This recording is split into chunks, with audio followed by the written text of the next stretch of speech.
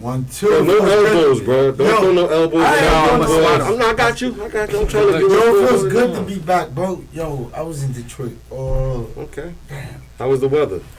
The crazy thing is, right? Hold up, let me say, this is We Don't Need Permission. We're gonna start. We already rolling. Let's get right into it. Roll, nah, we rolling. I ain't know. Cause he on it. Let me just shut up. Nah, let's get right into it. You know what my mother said, right? What Mom do talk about? Because we listen when Mom do talk. What we supposed to do? Excuse me. Mom Duke said that me and you dominated the young boy last week. And she wants to hear more. We monopolized the time? She wants to hear more from the young boy. Listen, say no more, Ma. I'm all in the structure. I was making sure I was going back and forth. Okay, you ain't tell that to Mom when she was questioning the situation. You want to say that now on air. Okay? Right. Now, my aunt, who knows both of us, said he handles us, both of us, well. Oh, okay. So he was getting his Quincy Jones on. Producing us. Yes, okay. Yeah. Ma ain't see that. Ma ain't see that. No. Ma don't really understand production. Mr. Ma said y'all be quiet and let the young boy talk. Mr. Hollywood is back once again. You know, how's everything? Welcome back. Hollywood is good. And it's not Hollywood. It's furthering the mission, transcending our city, right? And growing opportunities for all of us. And the best thing about it is that we do it as a team, right? And I'm grateful to God for that. Grateful to God. Because sometimes it was painstaking, and sometimes people question why certain people were around and we had to weed certain people out. But I feel like the team is clicking on all cylinders right now. And where you see one, it's really all of us. It's not just one. Man, more power to it. What's up, man? What's up? Listen, man, one day at a time. What else is going to be the model? That's all we can do. Like, you know what I'm saying? I can't complain. T, what's up, man? Hey, I'm good. Glad to be here. I'll be missing a few weeks because I have to host a Family Feud game every other week for at least the next couple of weeks up at Bloomfield College. But other than that, I am good. Glad to be back. Hey, man, we appreciate you. We missed you last week. So you're going to be missing a few weeks? Okay. Have other things to do. All right, so we should. You got to do the work. We'll figure it out. I'll get my seat back. Yeah, away from me. I appreciate that. We're going to pick up where we left off. Well, where we started last week. You guys crushed it last week, I want to say, with that conversation. I was really appreciative just to sit back and listen to two men who have evolved over time.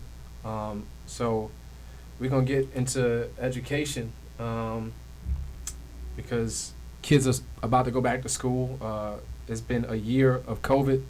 For some schools, a year of virtual learning, hybrid models, this and that. So for all of you as parents, how has this been on you guys as parents first?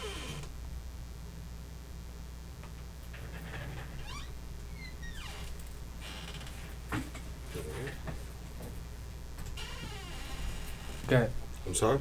How has this virtual experience for schooling been for you as a parent? Oh, so obviously it's game changing. You know, I got 3 different grade levels, 3 different children. And it's crazy because with the younger one, she's, really more getting into it.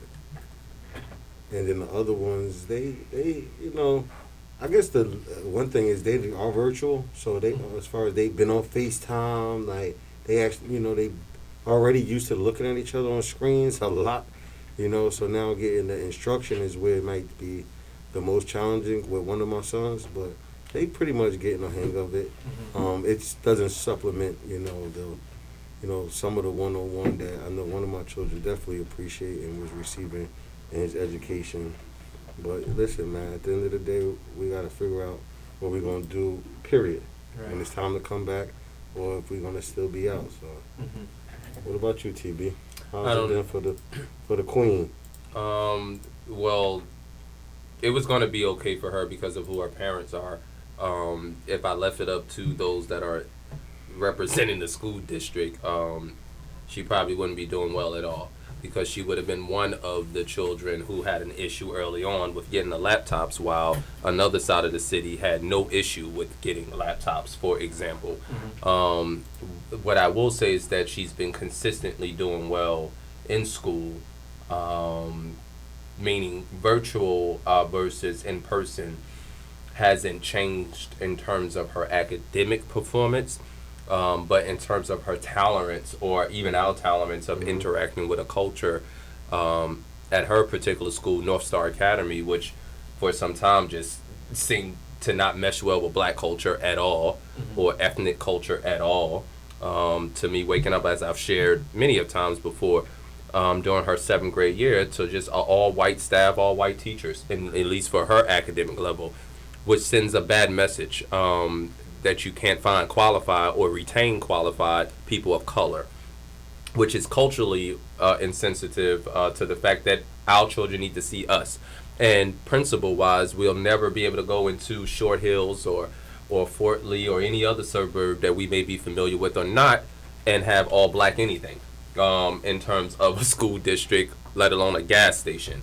So it's always a different standard when it comes to our children, which is why parents need to be empowered through organizations like Parents Engaging Parents and NEED and Parent University New Jersey, not to get confused with other parent universities that just wear the name but don't really do the work, or any other advocacy group that needs permission because they're controlled by corporations. Not really grassroots. I think people have become, as it relates to the things that go into why my child is doing well, I don't rely on those things. Right. I trust information, but I verify it. I trust my own research. And so I also take pride in saying that I don't share anything or say anything that can't necessarily be verified. And if it's just my feeling or opinion on it, I make that really clear too. Right. Even though I am a firm believer, and I'll share one other point in that, but I'm a firm believer that not everyone is qualified to give their opinion, even though everyone may have one. Right. So outside of that, I would say what has worked in terms of the culture, just getting back to that, is she hasn't had to deal with it. She's home. So the idea of how our black children or children of color are being treated or not treated within the 4 walls has actually made her academic journey, to me, better on that side, or more tolerable. In the same breath, I must say that there has been some changes, dramatic changes cultural-wise, that has been communicated to parents as of last summer, but my daughter has not been one of the kids or children, to your point, Altorice, to the point of the question as well, that I have had the option of my child being hybrid or not, and we have chosen as a family unit that she will remain remote, not just when they went back and then stopped again in the fall, but even for the rest of this semester, which is her 8th grade year. And even my daughter understands or feels the difference that, she misses her friends and that engagement, but they really wasn't getting that anyway. So she'd rather be, home, which makes sense as well. But what I do remind her of is that she hasn't had the opportunity to experience the cultural changes that they have made since COVID has happened and since we've been dealing with all these things. What about you, Sid? I have such a varying. So I started my blog because of virtual learning, right? Because of my frustrations with virtual learning, I started my blog because I felt like I had something to say. I didn't know where to say it. I didn't want to go on Facebook and rant, but I felt like there were just some real concerns that I was having, right? And there was real concerns I was having about information that the superintendent was putting out that I just didn't believe was true, right? Like, so from the first information, we were talking about virtual learning, and they had like 98% attendance rates. And I was like, that's bull. And the only reason I said it was bull because I knew plenty of kids who were not in school, right? Right. Like, I literally went in my neighborhood one day. I'm like, in the neighborhood, like one of the buildings I own. I go around the corner, and I'm talking to one of the young boys, and I'm like, what are you doing? He's like, I'm in driver's ed right now. What do you he's literally in driver's ed and Googling the answers at the same time. And it's like, this virtual learning is sweet, bro. Sitting on a crate while the rest of his boys hustling. Right. Right. That's what was virtual That's the learning. concept, yeah. So it was like, stop. So then I started to begin to look at my own household. And I looked at my own children. And so I have a 7-year-old who just turned 7, who was 6. Mm-hmm. So elementary student, a middle school student, and a high school student. Mm-hmm. Trying to keep virtual learning, which then I have a ex-wife who has to work, who is a very good mother, who's very active, and who was a very good mother before virtual learning and being able to go to work and balance making sure she had proper communication with the teachers, proper follow-up with the kids through homework and dinner, right? Not literally being the main primary teacher and then having to support the primary teacher with support, right? Like, it was more, I do the follow-up and then I engage and I communicate. And so making her feel very successful about what she's able to offer her children, which she might not have been able to offer, right, as a child. And then now we just reverse all of that, right? And so then when we bring extra help in the house and things like that, I started to realize, like, it started to challenge us on a whole nother level, right? And level where, like, I'm like, oh, why don't you want the help? And then I realized, like, oh, wait a minute, it's not just about the help. It's about the fact that now maybe she is questioning how she raises her children, right? And is she able and adequate to raise her children in a virtual learning world? But that's not the case, because I start to put the pressure on me. I don't have enough money so that you could sit home all day and raise the kids virtual learning. But one of the things that I also realized in our marriage and in me and our divorce is that I don't think the best thing for me to do is just to provide for her, not to be home. And part of what she has gained, and what I like her gaining from her career and work, is that she has her own independence, right? And has her own style. And she has learned to balance. Before COVID, she could balance being independent, having her own success, and being a mom. COVID didn't put that all upside down, right? How do I balance being independent, having my own success, and not now regretting just being a stay-at-home mom that could just do the day-to-day with the kids? And that's put us in a whole situation. Thank God that we communicate. Thank God that I pray to God and ask for understanding and seek understanding where, like, some of the frustrations are coming from when I think I'm just trying to help. And then I realize, like, wait a minute, like, no, this is just turned upside down for her. Right. And she had a routine. She had things going, and she was communicating with on 3 different grade levels, and the kids were doing well, and they're still doing well. But it took some time to figure that out. I remember early last year, once we realized that, the schools were going to close and everything was going to be virtual, the first thing I thought about is those students who don't have that type of support, where being at home 100% of the time makes sense or is healthy. And I think systemically we've realized over the past year that those students and our district have been greatly impacted by not having a plan 1 year later. We're a year into this thing and we're in the same position where we were last year. Can you speak to, I guess, that aspect of what virtual learning has done to our community here specifically? I'm not sure, actually. I'm really not sure. It's not really. They There's usually studies that ask say- people there's in our studies that community say- how they. There's studies that say we won't really understand the impact. No, of because virtual you're gonna wait for white people in D.C. and places like that to ask your people how they feel. Right. There's no black politician that's in office right now. That on even the wants local, to address they the don't issue. give a damn about that. No, because education is such an issue that if you touch it as a politician, they feel like it's you can't win, right? You can't win, you can't lose with education, so they don't touch it and they leave it alone. And that's one of the main reasons why I started talking about it. Not even That's one that, of the they don't main- govern with people first sentiment. True. It's rhetoric first. It's political All right, so theater this first. was one of the. Yeah, it's rhetoric first. It's political theater first. And you're not dealing with a bunch of. I'm not saying that this is applicable to everybody, but you have to be a visionary and an actual leader to do that, not just a title and in a role. Well, the rhetoric about it is this. This is the contradiction. And this is the contradiction I saw all my life, right? People will sit and promote failing schools, yet they will send their kids to private schools and find every other alternative option for their own kids, but tell you to send your kid to that failing school down the street. We have an elected official now who is still elected and was the best of the worst schools and bragged about that. And the community saw that person as the expert for how to lead our high schools. Right. And elementary schools. But when you talk to the students inside, and when you look at the record inside, it's a different perception. So it depends on who your expert is and who you talk to. But then those same people, to Sydney's point, children don't go to North Public School. So then that's a whole nother thing. Right. And there's also what outlet you're willing to take your information from.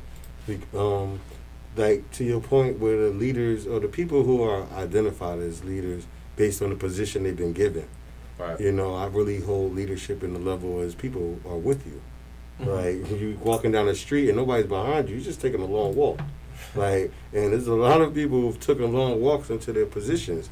They didn't have anybody, they weren't in the position based on the people. But you can also have people with you, but those people can be paid people. But I had an example of that leaders, though. online the other day. I'm talking about leaders. I'm talking about, you don't have to get paid to lead. Right. You know, and that's what I'm saying. Like, so when you or elected to lead, you don't gotta at all. You don't. You just lead. Like, it's really like, we got great leaders. We have bad leaders. People follow. Right. I'm not saying people following the people that's put in position to lead.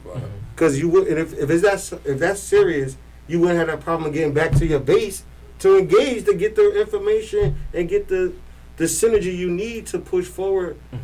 If not even agendas, because you're whatever position you're in, as far as elected official, if you're on the council, if you're a mayor, if you're a state assembly, at the end of the day, it's roles you play in each one of those leadership positions. Right. I'm talking about if the people put you there, it's a role you have to play outside of that, back into that community. But that's if the people put you there. There's a lot of leadership. There's a that's why I said they're not there for leaders. Yeah, but when we, but what I'm saying is, except the machine. That's not what makes sense to people. But the machine is okay. Machine puts qualified and capable leaders. That machine that put them there. Not no, what I'm saying is the same machine has put qualified and capable people and competent people into office. So the approach of a machine did. I'm not talking about. I'm talking about because we're talking about Newark because obviously we're residents. No, it's just a prime example. Period. Yeah, but period. Them. At the end of the day, you got to build the energy, power to push whatever. I'm just saying a lot of people are pushing superficial stuff. It ain't real people behind it. It's not real energies behind it. Because when you go back to survey those people, you go back to engage those people, why are they not there? I guess what I was suggesting is some of those people who are in elected roles, I can definitely say those who have been elected to the school board or to the council for the past, or in the past 15 years for the first time, have no idea of how to even go about cultivating a base for themselves. That's why they're so easily taken out of office. So that's one of the things. They don't even understand the craft and the business that they're in. But going deeper problem. That's even deeper. Right. So my point is when they get the numbers, you got a person on the county level now. Think because somebody voted for them with 80,000 votes. We were talking about this the other day that 80,000 people know them. No, and that's the most realistic part. So even when you go down to the local levels, you have people elected at the school board level. You have people that are elected at the council level. But listen, if I got 18,000, if I got 10, if I got 3,000 votes, if I got 5,000 votes, if we talking about the upcoming school board race, then the people are with me, like that, as far as they're concerned. Right. So in this week's which is false perception. Yeah. In my blog this week, that's one of the reasons why I focused on what my godfather used to always teach me. The reason why we talk about we don't need permission. We have potential. We do not have power. Right. We have way more potential than we have power. What happens is a few of us get a little bit of power and start thinking that it outweighs our potential, and then we start focusing on the power instead of how much potential we have. Right. And the reason why I've been pushing that message of potential and not power is because potential to me makes you keep working every day, makes you keep fighting every day, like makes you keep looking for something better, right? And so one of the things that I think has happened to our community is that people have really believed that they arrived, right? They really have gotten a little bit of taste and really think they've arrived. I just find that hard to believe when you're screwing up verbs and effing up nouns. and when you can't formulate a complete sentence. I just find that hard that you can believe you arrived anywhere. But because But that don't mean that's That not makes you their mindset. no, but that makes you delusional. But Your they mindset is delusional. But you But- arrived, right. but you arrived over the masses that have not and that don't understand. So one of the things that I realized, Being right, elected is is not that about a lot of people don't know what they don't know, right? Right. And that's one of the points of this podcast for me is right is to educate people and information and things that they don't know because it's systematic, because of ignorance, because of culture. I think some people do know, When- and they say as long as it's me, I don't care if it's not we. Well, and then, so and then I the don't other want to part- exclude. They don't get the excuse of being just ignorant. The other part is to highlight those people that know. That's why they're there, because they're those kind of people. That's fine. That they get it enough that I can call you into a meeting But that's and not tell where we you come you from. need. No, we don't come from that, but that So- is the culture. Talking about education, Yeah. right? That's not where we come from. Where we come from, What do you mean as a people? as a people, Oh, no, that's different. where we Yes. come from Yep. is the moment that slavery was over. Yep. There was an implosion of schoolhouses in the South, led by black women who could read and write, Mm-hmm. right? Right. Even being Southern. That created what now are the remnants of the public education system. Mm-hmm. Okay? So these were the freedom schools. Basically. These were the schools right after slavery that were built. And that you had multiple levels of children. You had kids 21 down to 5 in the same schoolhouse. And you had women that were able to master teaching on that level where they could teach. And the craziest thing about this, right? We talk about it as if this is something so foreign and distant, right? Like, this is what happened during freedom schools. I'm telling you, I've been to Haiti 3 years ago where I seen the exact same thing in the mountains of Haiti. Because there's no public education system in Haiti. And so I've literally seen the same things that had to happen right after slavery Still happening now. still happening now because of a vision of a person who understands that the only freedom that his people are ever going to have is for him. He had a dream from God, and he allowed that dream from God to take him and allowed that dream from God for him to build a school and a church in Haiti, in a rural section where kids would never have the opportunity.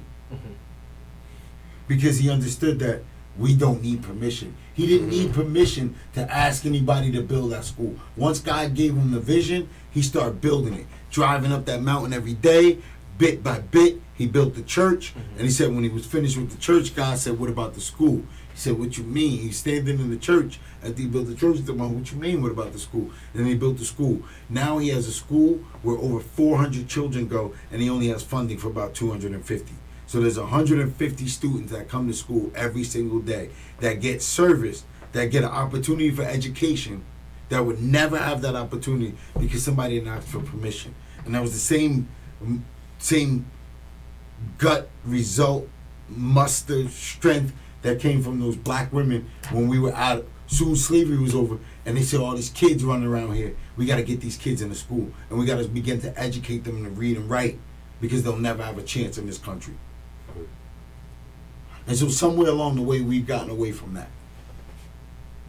And we've gotten away from valuing education because it became free, right? And because it was given to us, we stopped valuing the fact that it was free. And then along the way, they play so many games with us, right? And start creating such a divide within the education, started to making us question, why do we even value education? Not going on beyond that, where they do it, they set up a game so far where they told us to go to college, get advanced degrees, riddled us with debt, and then gave our counterparts with high school diplomas the jobs with higher salaries.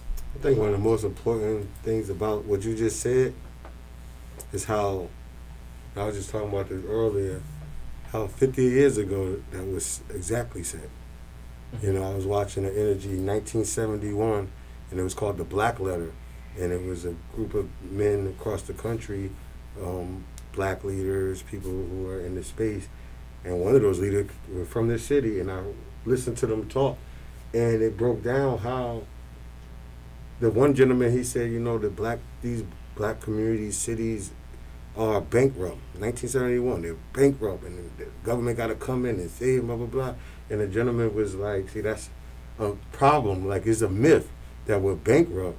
We're not bankrupt. We don't have those infrastructures to bring in, that be depositories to the same fundamental dollars that other communities have, and have built those instruments. So when the money come into our community, it rolled back up out of there just as fast as it came in.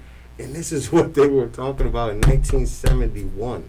To talk about this in 2021, it gets to a point where it's not even it's on purpose. When it gets to a point, it's on purpose. Like, each person who's leading in every city, like, because this ain't something that somebody didn't say in 1971. I ain't just talking. I'm saying one of the leaders was from this city. It was multiple other leaders, and I'm to hear all those black leaders say the same thing you just uttered, obviously in their way, and then know we talking about that same subject here. It gets to the point where the leaders that was in our face 50 years, what role did they really play to keep this construct going? Right. To keep staying in this, man. So, like, but this one thing, the one thing I will always push is seek understanding. And seeking understanding, one thing is that I realize is that you don't know what you don't know. And what I've been able to benefit from is the studying of all those leadership, 50 years of mistakes, right? And come up with a plan to attack the system based upon the mistakes that they were able to make. And one thing I will say is, I'm coming from a place, literally just landed from a place, right? Where they've had black leadership. So back up though. They've had black leadership for over 40 years, yeah, right? but what does that mean? Nothing. Okay, Because that's where I'm going. Like, now there's a white man. Now there's a white man. Because we've had black leadership in a lot of these cities, and they had the same information then that we have now. Like, that's now what I'm it's a trying to white say. Like, I don't care what color they are. It's the information. Right. It's been there.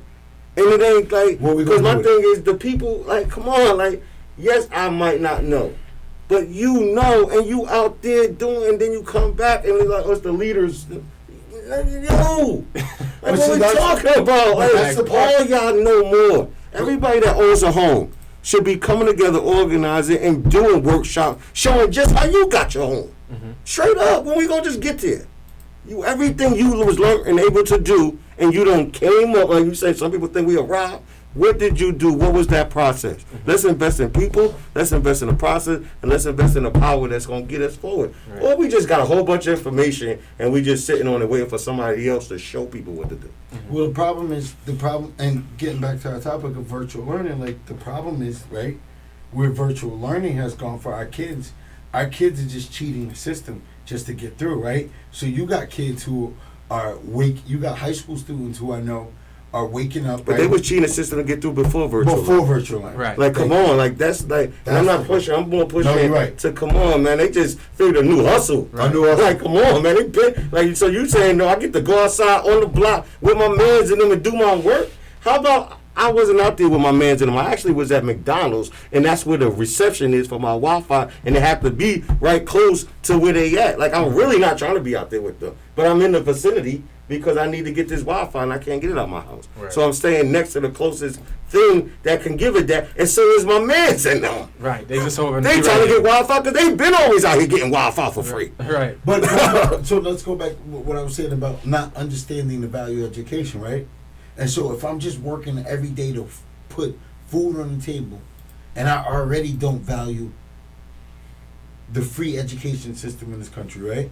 It's not. What is it, though? How am I going don't value it either. How am I going to force this kid every day to show up to school? Because When I'm just trying to put food you on the can't table. force a kid to 2020. You can't force these kids to go do something they know it makes sense. But We were forced to. We got And they opinions, arrived to we got that truancy. We got put in a position where you had to feel it, Right. or you went to prison, or your mama went. What's to the jail. number one Like, industry come that on. got? What's the number one industry that got hit and impacted by COVID? Service industry. Okay, Okay. those are the jobs that more than 50% will not return. Okay. Service industry are jobs mainly done by people of color in this country.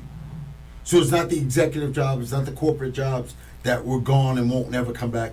It's the service industry It was jobs going already too. that are gone, and not gonna come back. All these So kiosks. Executive positions was gone too, long So gone. you're They telling never- me, on top of trying to find employment, trying to find stability in an unstable world with vaccines and everything else that's coming at me, which this becomes the demographic of parents that are the ones that our children are dealing with, right?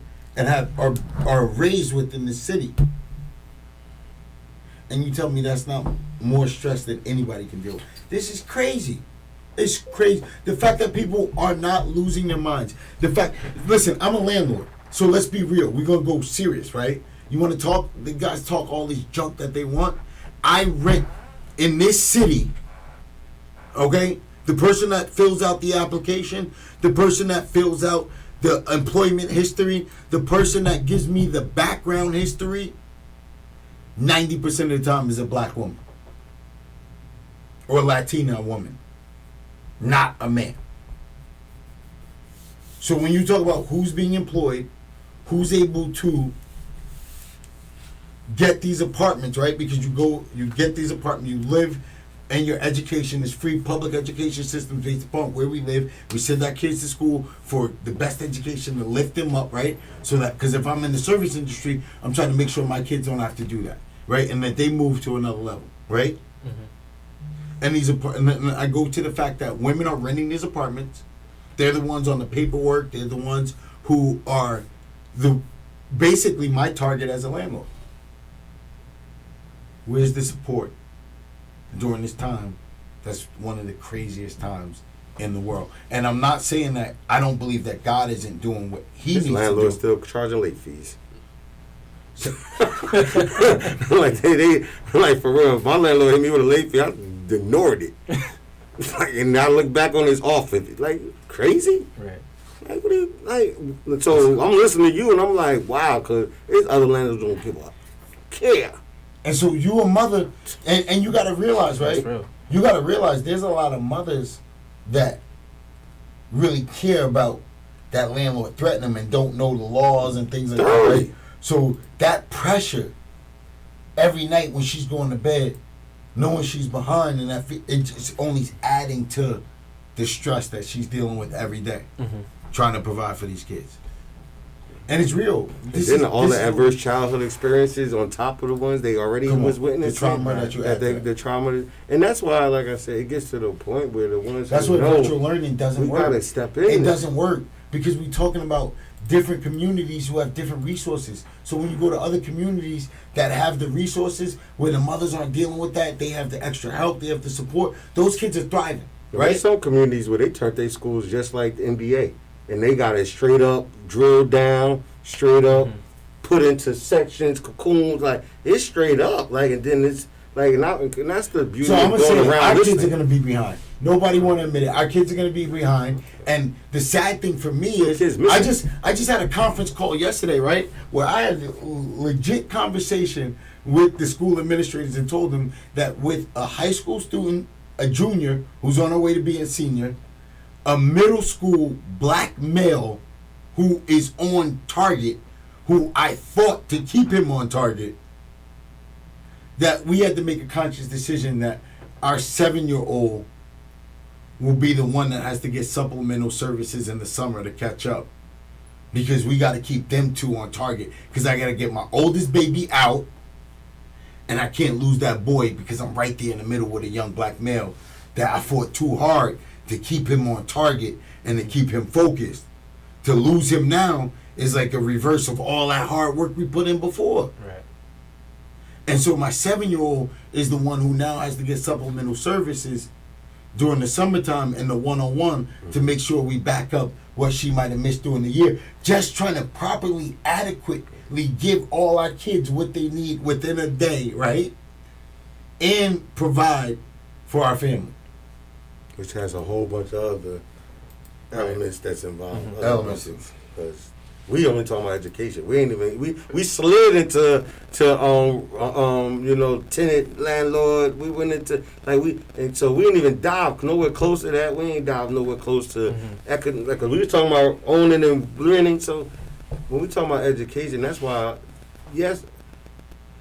Oh man, it's not ironic, but it's just amazing how this is the time to come together in a level of. That's why I keep pushing education, not academic. Right. Just period. If you know, put it out there. Exactly. The game is not to be sold today.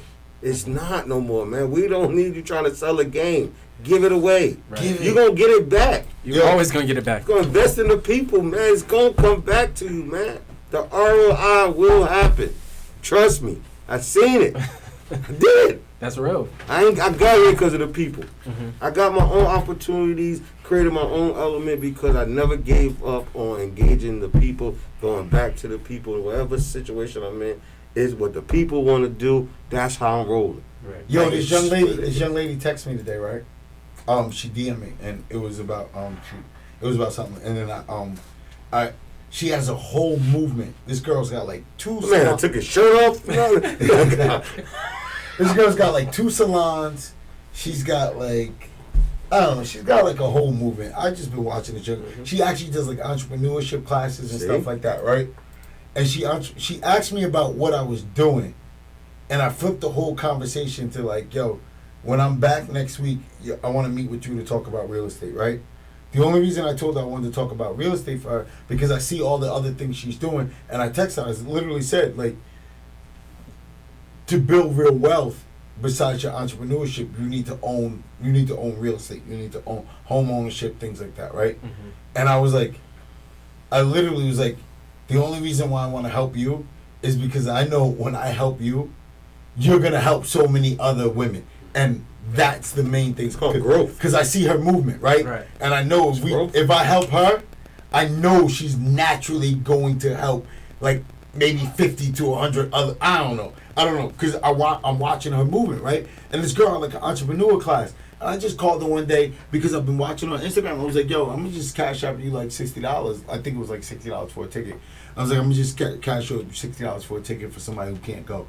Because I wish my daughter was at that point. She's not right there, and I don't want to push her. It's going to come naturally. My 16-year-old is going to come naturally. It's going to come when it comes. It's going to come when it comes, if it comes, right? She's still going to be the helper. But I know there was somebody else that was out there that can't afford it, that need that, right? Yes, so I just wanted to sponsor. And the fact that this young girl is leading entrepreneurship classes and vendors, and like she rents out hotels and like this stuff be crazy to me. And I'm like, yo, where's your credentials for doing all this, right? Where's your master's degree for? Where's your certificate? No, we don't need permission. She went out there and said, I got some information. Right. I learned this is benefited for me, and now I'm gonna share this information, and I'm gonna figure out a way to monetize it so it doesn't cost me, right?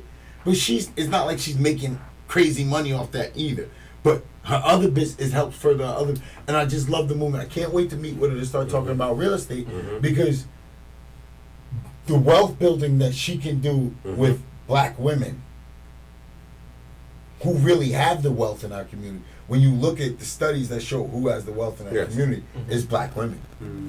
So they can do some numbers. I was just going to jump in because we're talking about young people not asking for permission, young women. So I was talking to a dad today, and in our engagement, he shared with me an energy with his child. And that energy with his child led her to not ask for permission and start her not-for-profit. And she 3 years in at 19 now as executive director of her not-for-profit. And her board is stacked with the energy her father put behind it. So when she turned 18 and legally could become the director, pushed it off. And the energy is so powerful because the name of the organization is And They Spoke. So we know what that young lady spoke about. And she was brave enough to speak about it that early to get in the understanding that so many other young people, men and women, and young kids are opening themselves up to speaking about what has been happening in our communities for a long time. I'm not focused on giving London not paying. I'm not focused on when she's 18 paying for her college. I'm focused on when London's 18 my biggest goal is to give London a building. Because if you stacking $40,000, If I can $50,000 for give college, like you've been doing business so long, you stacking 30, 40, 50,000 for college, and London is 7, 6. But like, come on, bro, it's a real decision starting to be made now because you smart enough to know the game. Right. Do I throw my money in this pot for learning to this system that's just gonna swallow it up? London gonna come out with all the degrees she's supposed to and go try to find a situation, versus already put that same 5 years, 4 years into her own energy that been grooming from the go, and she could take them same classes when she feel like it, Listen. how she feel like it. I can send to the Rutgers, get in-state pay, right? Buy her the property instead of looking for this big name of Princeton and Harvard and all that, Right. and get my baby ahead instead of getting my baby in debt just for some name. Then to go work for somebody who's never gonna appreciate her and give her her true value or show her how to work for herself from the door. So once she come out with the formal education, whatever, then she can figure out whatever plan she want to do, and she'll have her first investment property with the other properties that are owned that she is the direct beneficiary of anyway, Right. and figure out what she want to do. Another learning experience these children are going to have in all of our communities if we give back today. Right. If we just pump this energy, liberate our community, just give this energy into our system. Be on your Zoom, be on your podcasts, be on your iCloud, be on these energies, giving that information back, and let's see what that thing do in 10 years. And because at the end of the day, we just Yo, another trick that they did to us, real quick, yes, that I don't want to forget. Another trick that they played us. They made us think that the plumbers, the electricians, and the contractors were so bad. They pushed us. you gonna back up and tell us who they is. They pushed us to Who's somehow, who they, Terrance? somehow, they? somehow in our community, it became it became somehow that it wasn't valuable. It wasn't valuable to be a plumber. It wasn't valuable to be an electrician. It wasn't valuable to be a contractor, right? So then those guys push their kids to be doctors, lawyers, these so-called professionals, right? And now we have a lack of those trades across the country. I mean, so bad that, like, even in our community, Infrastructure I in used this to- whole country. I used to be able to find No guys, mortgages being made. I used to be able to find guys, right, in our community that had those skills, that might have had other issues, but they had those skills. You can't even find those guys anymore. Well, then there's a generation of people who saw their parents work for some of y'all favorite black politicians and keep seeing all these white people on the jobs, or all these white people getting the contract to be the baller and the plumber and the this and that at your school boards and your Newark Housing Authority. So why put my kids through that BS? Do that BS. Right. Great So point. Great point. we keep wanting to take the responsibility and accountability off of leadership. But that's what you have them for. That's why they're representation. What we haven't done is voted our circumstances. What we haven't done is held each other accountable. The same people you taking turkeys and toys and hot dogs even from are the same people who are making these decisions on your behalf. We want to talk about rappers. We want to talk about rappers. We want to talk about hip hop. We want to talk about rappers. But a politician changes your not just our life, but my child's children's life. Right. With a stroke of a pen, and in some halls, the press of a button. When it comes to rappers and movies and all these other things that we want to blame, it's a choice. When it comes to your friends, you choose your friends. My friends don't choose me, so that's a choice. Poor education isn't a choice.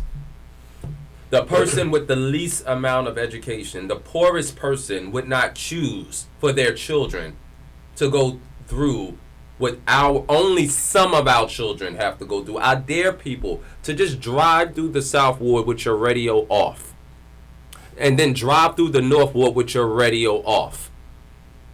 Then let's have a meeting next week about the difference. Right. So who is they, Alan? Huh? Who's they? They is not just white people. I can tell you that. That's what I've been trying to say all day. They is who you. They is who you invite to your cookouts. When you hosting coffee clutches and meet and greets for them, and they're leaving with aluminum foil plates, but they didn't come with a pan. Right. That's the day. Yo, he's stupid. For real. But we have to call it out. But he right. No, We have to call it out. I love how he breaks that shit down. I'm It's sorry. that's I love how he breaks that shit down. Who was they? Because I'm gonna say what they is. There's no people been leading already. Like, goddamn, bro. But so one of the already. things that I got a text from somebody that said to me last week, you know, one of the points that they thankful. But I promise you, like, I literally wrote this down and used to walk around with. I'm probably gonna be one of my next tattoos, and it really is. Therefore, by the grace of God, go I. And I know one of the things that I had to do personally, right? Because that old African proverb that says, you know, you want to go fast, go alone. You want to go far, go together. Mm-hmm. Right? Well, I've always wanted to go far. I never wanted to be fast. Southward, Westward message. Always wanted to go far. I've always wanted to go far. The painstaking thing that I took about wanting to go far is that when I was in office 10 years ago, me still fighting for the people who were with me, who were shooting in the gym with me, they ain't give a damn about no city job. Mm-hmm. They ain't give a damn about no sanitation job. They wasn't looking at it wasn't nothing I could say to convince them. So what everybody saw was thinking me trying to be down, and it wasn't me trying to be down. It was me saying, like, yeah, I'm helping all these other people, but the people that was really there for me, the people that I know for a fact that got cheated in this education system, right? Mm-hmm. That I was going along, we was going along, and they fell for the traps where, because of my mother and my parents, I was able to go around the traps. Mm-hmm. I'm not done, because I had a vision that 1 degree could save all these people, right? Right. And I'm here to tell you 10 years later, that 1 degree has moved us forward. And in multiple levels, we are moving on multiple. It took pain, though. We went through we went through the hellfire. When you get a degree as a person of color, you're still black. You're still less than 10% of the population.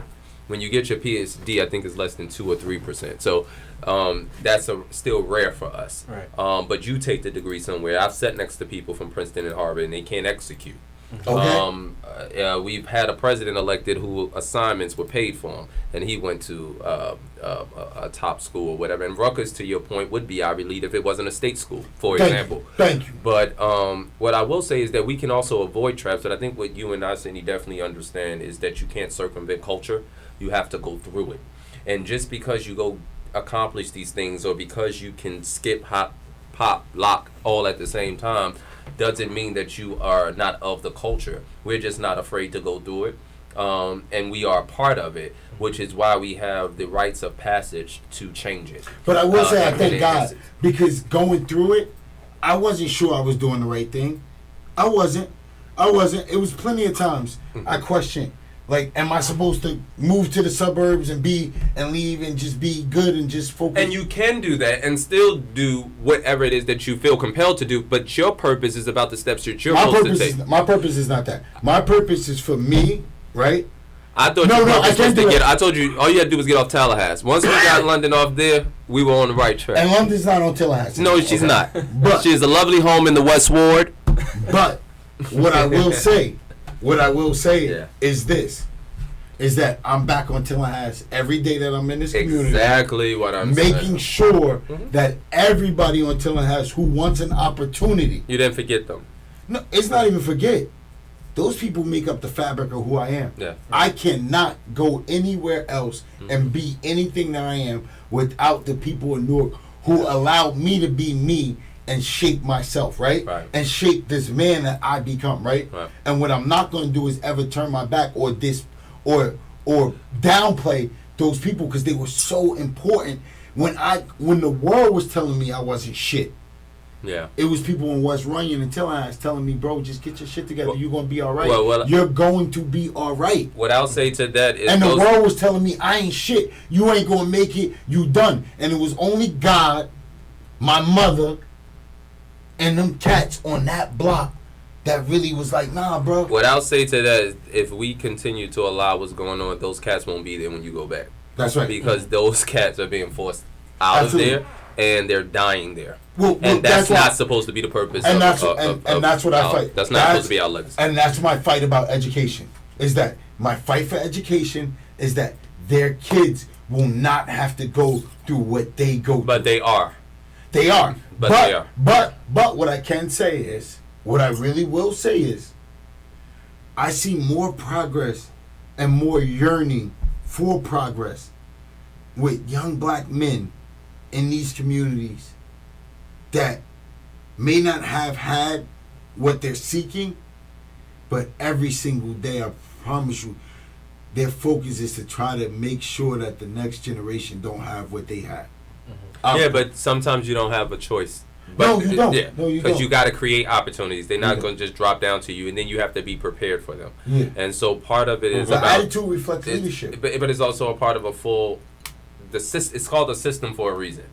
And so if all those parts, not everybody is perfect, but if all those parts are not working together to the advantage of what we know places like my ward, I'd say the South Ward should be, that's not just about the people on the block waiting and hoping for change. That's not just about those elected officials who are in office who may be, fighting a good fight and trying to get things done. But when you look back at the legacy of black leadership and how that's impacted the ward, it's horrible.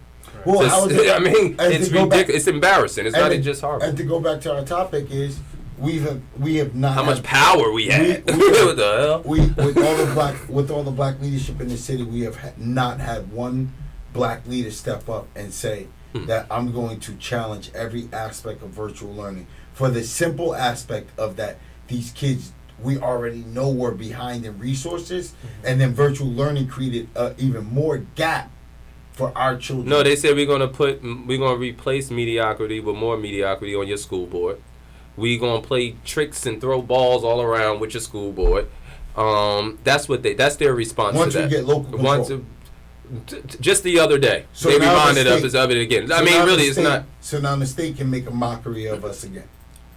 Which helps his reelection. And then we're back to Essex County and Newark politicians can't get it right. Same narrative I grew up with all my life. So you got to decide what side of history you want to be on. That's it at the end of the day. One of the most powerful and one of the weakest men in this county is our Essex County Democratic Chairman. He could be the most powerful man in the state, and he's one of the weakest men in the state because he keeps his voice silent. And yeah, I said it. Let that stay. But just to go back to the point of, young people, and speaking from that perspective myself, I don't have a choice but to fix everything. Like, I can't, and I'm in a position where I don't have kids, but I have nieces and nephews, and they're like my little siblings. I can't let them live the life that I live, or live the life that my peers have lived. Because I had it bad, but I was blessed in a lot of ways by opportunities and people who saw things that I didn't see myself. But I'm not disconnected from my friends and relatives who didn't have those opportunities. And I see that. And that's where we have to educate one another. To your point, we have to give the game away for free. Everything that I learned, I'm giving it right back. Right back to those who don't have that access. And I think a lot of the leadership before me forgot that. They forgot to give the game back. I don't think they forgot it. It became more comfortable and easy not to. And it became an incentive not to. I've seen black politicians kick Cory Booker's butt in public. Community this, we that. They get into a meeting with him, and I'm sitting there watching them in the meeting, and it's I this and I that. The whole narrative changes once they get into these rooms with the power, the prestige, and the money. And not that he's the only example of that. I'm saying that that's a prime example, and that's what they do. There's very few people that that sit in front of people who have power. Like I always use this as a metaphor. I've never seen a more principled politician go into a meeting. Yeah. And have to make deals with odds. With people. That's very true about with it. Eyes. People very. I've never seen Cory Cory Booker. Cory Booker is the most principled politician that I know. Goes into the meeting with exact principles, but in order to what he learned in order to govern, in order to be an administrator, because that's what they all knocked him about. He started making the deals. He wouldn't compromise on his principles and his morals, but he started making deals with these people. And that's when I saw Cory become a politician, which I understood. Reaching across the aisle, reaching with different people is the only way you get things done. Me, I don't choose to be that politician. That's why I could stay out of it for 10 years. It's not necessarily the way you only get things done. There's 10% of politicians who are successful without selling out their principle. There is a fraction that he's at 10%. He doesn't sell out his principles. What I believe Cory knows, he goes to the door. To me, Cory goes to the table with his principles. He knows what those are, right? And then he also knows what he's willing to trade because he's dealt with some of these. Some people do trade people versus principles. Yes, which is understandable. Yes, which is something he might have to do in the overall scheme, right? Well, if he owned you in the first place. Well, he never owned. Shout out to those still snatching down he never owned posters in Essential. What I can say is Cory Booker never owned me. Never wanted to own me. No. Never looked to own me. So, I don't think he looked to do anybody like that. I think some people just that's just who they was and just said, "Please take me, own me, please own me, own me, own me." And he's like, "I'm just trying to help you." Very true. Fine, let me. He didn't want to own them. Very true. They came with the title in hand. Take me, please, please. It's already signed. All right. I believe so. Well, we're back here again. Great dialogue. Yeah. We appreciate each other, but it's good to say it out loud. Like I learned so much from you guys, and it's always a privilege to chop it up with you guys on here and get feedback. We've been getting a lot of positive feedback since the first episode, and a lot of positive support, and we would like that to continue. So make sure you guys follow us on social media at WDNP Movement on Instagram, Facebook, Twitter. Make sure you continue. We're accessible everywhere. SoundCloud, Apple, Spotify, Google, YouTube. So we're going to continue to have this information be accessible and give that information for free. If you guys have anything else. No, I just want to really, before I close, just shout out to all the educators and administrators, because what I do realize in this fight, in this struggle, they're, to me, besides our healthcare workers, it's like the healthcare workers and the educators and administrators are my heroes during this pandemic. You guys are the real ones. Are the real heroes. Right. The people on the front line, because it's the two front lines that are really impacting our community and our future. So I'm truly grateful. I know it's frustrating. You have your own children. You have your own life. You have everything that you're dealing with. You probably have your own struggles with COVID, right? And then you still have to deal with this. So I just really want to say shout out to all the educators and administrators. Salute to you guys. You guys deserve the biggest vacation when this is all over, because you've really endured.